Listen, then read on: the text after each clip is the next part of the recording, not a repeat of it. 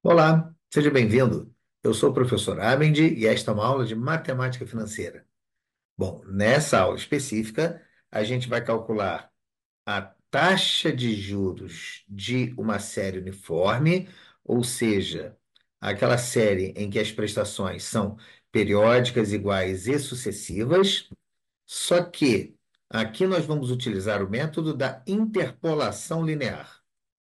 Já gravei um vídeo, né? Você tem outro vídeo gravado que você pode assistir quando eu resolvo esse tipo de problema, calculando a taxa de juros, né? A taxa interna daquele financiamento, utilizando o programa financeiro da HP12C. Aqui não, aqui vai ser um processo mais trabalhoso. É um processo para quem não tem uma calculadora financeira. Então, se você não possui uma calculadora financeira, muita atenção para esse vídeo. Bom, esse vídeo ele vai dar um pouquinho de. Esse método ele dá trabalho. Ele é trabalhoso mesmo. Ele é longo. Então, por conta disso, para esse vídeo não ficar muito extenso, eu já preparei aqui uns cálculos previamente e já tenho alguns resultados preparados, tá? Isso tudo para o vídeo não ficar muito longo. Muito bem. Então vamos começar. É, vamos aqui direto para o probleminha, né? Um financiamento no valor de R$ 2.000 foi totalmente liquidado através do pagamento de 18 prestações mensais iguais e sucessivas de R$ 153,78. Qual a taxa mensal de juros envolvida na operação? Então, nós temos aqui, ó, financiamento, que é o valor presente, N é o número de prestações, que é 18, ó. Esse aqui é o valor do N, e aqui embaixo o PMT de R$ 153,78. Então, esse é o PMT. Bom, nós temos aqui em cima a fórmula. Então, a gente deveria substituir a fórmula. Só que eu tenho aqui, olha, o PV, que é 2.000, o PMT, que é 153,78. Temos aqui o prazo, que é 18 prestações, mas eu não tenho a taxa de juros. E não existe uma fórmula para isso, para a gente isolar o I e calcular a taxa de juros. Então, a gente vai precisar desse método da interpolação linear. Então, olha só. Bom, existem diferentes maneiras de fazer isso, mas eu gosto do seguinte método. Primeiramente, eu desenhei o fluxo de caixa. Então, observe aqui no início, olha. Eu já adiantei que o desenho do fluxo de caixa, nós temos o valor presente de 2.000, né? Então, é como se seta para cima, eu recebi um financiamento. Depois eu paguei, ó, em um, dois, três, aí reticências aqui, 17, 18 prestações de cada uma delas, 153,78. Então, veja, estas prestações futuras, elas têm juros embutidos. E é essa taxa de juros que a gente quer descobrir. Então, se eu retirar a parcela de juros embutida em cada uma dessas 18 prestações, o que sobra de cada uma delas, se eu somar, tem que dar o valor da tua dívida, que é 2.000. Porque essas prestações futuras, se você somar, né, todas as 18 prestações de 153, vai dar mais que 2.000. Por quê? Porque tem os juros que estão sendo cobrados. Mas se você retirar a parcela de juros de cada uma delas, o que sobra é a sua dívida. Então, se eu achar o valor presente dessas 18 prestações, eu quero saber qual é a taxa cujo valor presente dessas 18 prestações tem que dar 2.000. Porque aí a questão é, eu recebo 2.000 e pago 2.000. Por que que eu pago 2.000? Porque são todas as prestações sem os juros. Tem que ser 2.000. Então, quando eu acho o valor presente de todas as prestações menos os juros, quer dizer, descontando os juros embutidos nas prestações futuras, o resultado tem que ser 2.000. E aí o meu saldo passa a ser zero. E é justamente isso. Quando eu pago todas as prestações, na última prestação, quando eu pago os 153,78 da 18ª prestação, o meu saldo final tem que ser zero. Então, vamos lá. Eu quero saber qual é a taxa de juros que faz com que o valor presente de todas essas 18 prestações seja exatamente 2.000. Porque aí eu recebo 2.000, pago 2.000, resultado zero. Então, vamos transformar todo esse raciocínio para a equação matemática. Bom, a equação matemática é a seguinte, olha. É, eu tenho meu valor presente, que é 2.000, menos, né, isso é o capital inicial, 2.000, menos o valor presente de todas as prestações de 153,78. Aí vamos voltar aqui no início, olha, eu vou aplicar essa fórmula. Vou PMT 153,78 e eu preciso de uma taxa tal que esse resultado dê 2.000. Essa taxa que eu procuro.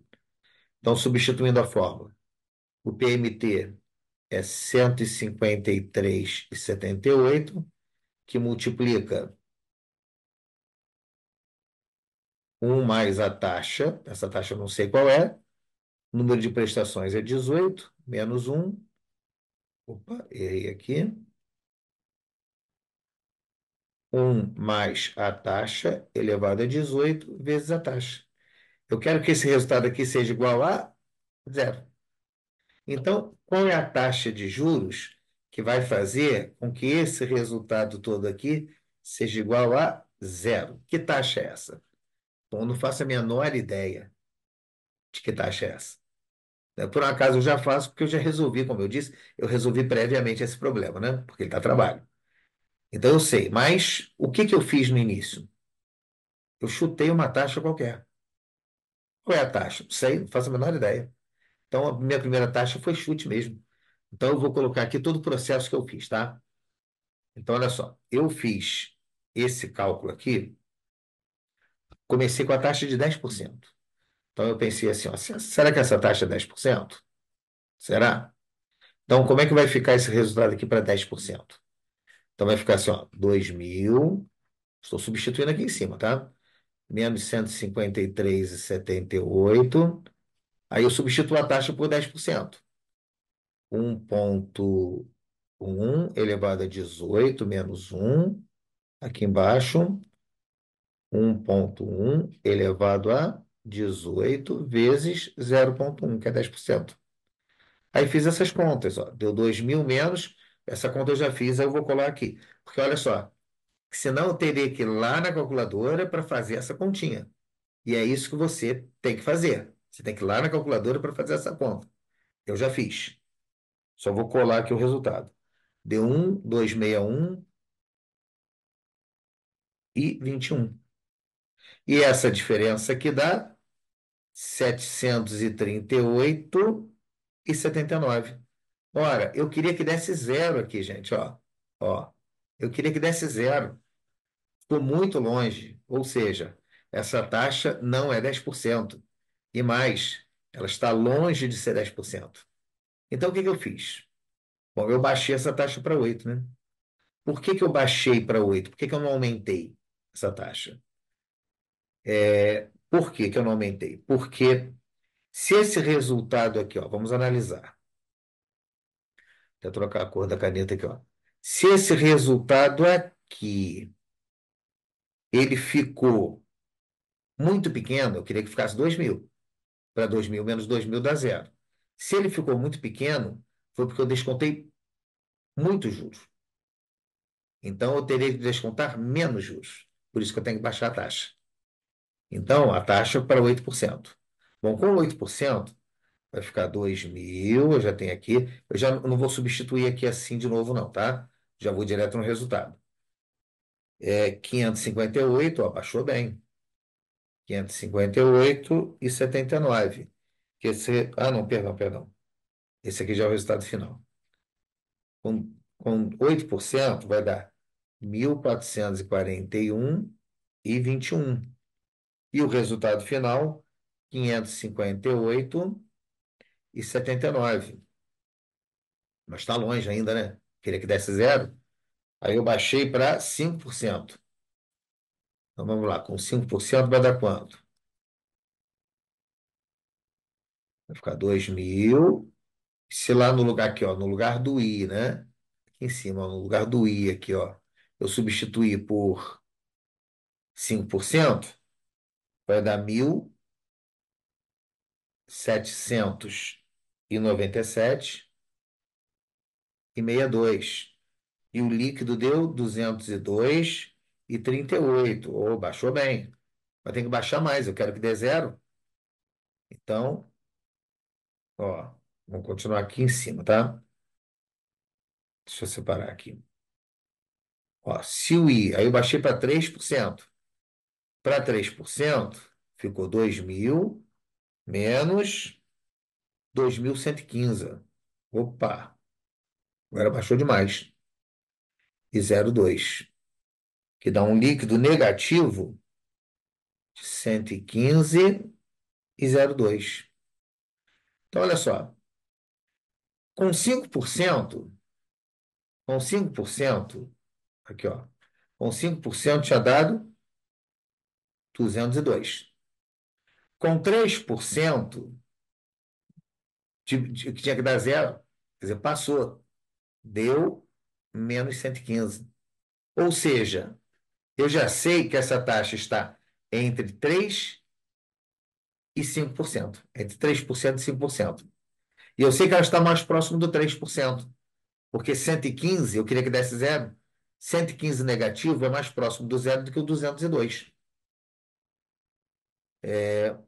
Então, eu já posso fazer interpolação com essas duas taxas. Que agora eu sei que eu tenho 3%, que é pequena demais, e 5%, que é maior do que a taxa que eu preciso. Então, eu posso fazer interpolação com essas duas taxas, 3% e 5%. Mas só para uma questão de ficar mais próximo do resultado, eu vou baixar os 5%, estou achando muito alto. Eu vou baixar para 4%, tá? Então, aqui, ó, 4%. Vai dar 2.000 menos 1.946,75, que vai dar um líquido positivo de 53,25. Ó, positivo. Então, veja, para 3% ficou negativo em 115. Para 4% ficou positivo em 53. Ou seja, essa taxa está entre 3 e 4%, mais perto de 4 do que de 3, porque o líquido lá no final, os 53, né, que deu para 4%, está mais próximo de zero do que o 115. Então, agora, nós vamos fazer a interpolação linear. Até agora foi só conta, né? Eu fui tentando e errando, tentando e errando, tentando e errando, até concluir que essa taxa ela está entre 3 e 4%, mais perto de 4% do que de 3%. E agora é que eu vou fazer a interpolação linear. Bom, esse método da interpolação linear, ele não é um método exato, ele é um método aproximado. Então, a gente tem que jogar esses dados aqui no plano cartesiano. E por que ele é aproximado? Que juros compostos é uma função exponencial, é uma curva exponencial. E quando eu digo interpolação linear, eu estou assumindo que tudo acontece aqui segundo uma reta. Só que reta é juros simples, estamos falando de juros compostos. Então, essa diferença entre a reta, que eu assumi, e a realidade, que é a curva exponencial, essa diferença é que me tira a precisão da minha resposta. Mas por isso que eu não quis trabalhar com 5%. Se eu trabalho com 3 e 5%, eu vou ter uma diferença para minha resposta. Se eu aproximo para 3 e 4%, essa diferença diminui. Então, quanto mais próximo da taxa real eu for diminuindo, mais precisa é a minha resposta. Mas vejamos aqui o método. Eu preciso de uma reta, né? É o plano cartesiano, né? Então, vamos fazer aqui, ó, o plano cartesiano. Esse aqui é o eixo vertical, né? Que é o nosso famoso eixo Y. E nós temos aqui o eixo horizontal, que é o nosso famoso eixo X. Então, temos aqui, ó. Só que aqui eu não vou chamar de eixo Y, eixo X. Aqui eu vou chamar de valor presente líquido, tá? A gente quer que esse valor presente líquido seja zero. É o valor presente líquido e aqui a taxa de juros. Então, a gente calculou lá que para 3%, vou até usar cor diferente aqui. Para 3%, a gente tinha, vamos voltar lá um pouquinho. Ó, 3% dá menos 115. E para 4%, Para 3% vai ficar negativo aqui. Lembra? O plano cartesiano, como é que você marca? Vai ficar menos 115,02. É claro que esse meu desenho aqui do plano cartesiano, eu não fui fiel à escala, né? E para 4% ele ficou em 53. Já vou lá ver para lembrar quanto era mesmo. E 25. 53,25. Então, vou pegar uma outra cor aqui, ó. Um roxo aqui. Olha só. Então, eu tenho aqui, para 3% eu tenho esse ponto aqui, de encontro. Para 4% eu tenho esse ponto aqui. Quando eu ligo os dois pontos através de uma reta, essa reta tocou esse eixo aqui horizontal, o eixo da taxa de juros, aqui, ó. Então, esse ponto aqui é a taxa de juros que eu quero saber. Que eu sei que está entre 3% e 4%. Então, é essa taxa que eu quero saber. Bom, para resolver esse problema, então, a gente precisa recorrer aos nossos conhecimentos de geometria. Então, olha só, eu vou fechar aqui, ó, aqui e aqui, eu fechei um triângulo. Perceberam aqui, ó? E aqui em cima também, ó, em cima do eixo X, eu fechei um outro triângulo. Então, observe que eu tenho dois triângulos. E eu vou trabalhar com a semelhança de triângulos, então. Né? Se triângulos são semelhantes, né, os lados são respectivamente proporcionais. Ou seja, então, vou voltar aqui para a cor verde. Esse lado aqui do triângulo, que mede, ó, 53,25. Então, esse lado vertical do triângulo maior está para o lado vertical do triângulo menor, que é 115,02. E aí, gente, a medida do lado não é negativo, não, é positivo mesmo, tá? Ah, mas aqui embaixo é menos 115. Não, não. Porque a medida do lado do triângulo tem que ser um número positivo. Assim como o lado horizontal. Olha, se eu comecei aqui pelo triângulo maior, tem que ser sempre triângulo maior. O lado horizontal, que começa nesse ponto e vai até o 4. Então, esse lado horizontal, ele é 4. Esse ponto aqui é o i. Então, é 4 menos i. É a diferença entre eles. 4 menos i está para o lado horizontal do triângulo maior, que é o de baixo, que começa em 3 e vai até I. Então, I menos 3. É sempre o maior menos o menor. Agora nós temos essa equação aqui, olha só, e temos que resolver esta equação. Bom, como é que a gente pode resolver essa equação? Bom, para trabalhar com números menores, eu vou primeiro dividir isso aqui, tá? 53,25 por 115,02. Vamos lá para a calculadora. Olha o 53,25 aqui. 115,02 que divide 0,46. Então, eu vou trabalhar com esse valor aqui, 0,46. Então, olha só. 0,46 é igual a 4 menos i sobre i menos 3. I menos 3 está dividindo, vai lá multiplicar 0,46. Aqui 4 menos i. Aí você multiplica aqui, ó, aquele famoso chuveirinho. 0,46i é igual, agora ele multiplicado por 3 vai dar quanto, hein? 3 vezes 1,39. Então aqui vai dar menos 1,39 e aqui 4 menos i. Ó, continua aqui no alto, tá? Tudo que tem i de um lado, então 0,46i mais i é igual a 4 mais 1,39. Então, somando aqui, vai dar 1,46i é igual a, somando aqui, 5,39. Então, i vai ser 5,39 divididos por 1,46. Esse resultado, então vamos lá. Opa, aqui. 5 1,39, enter. 1,46, que divide 3,69.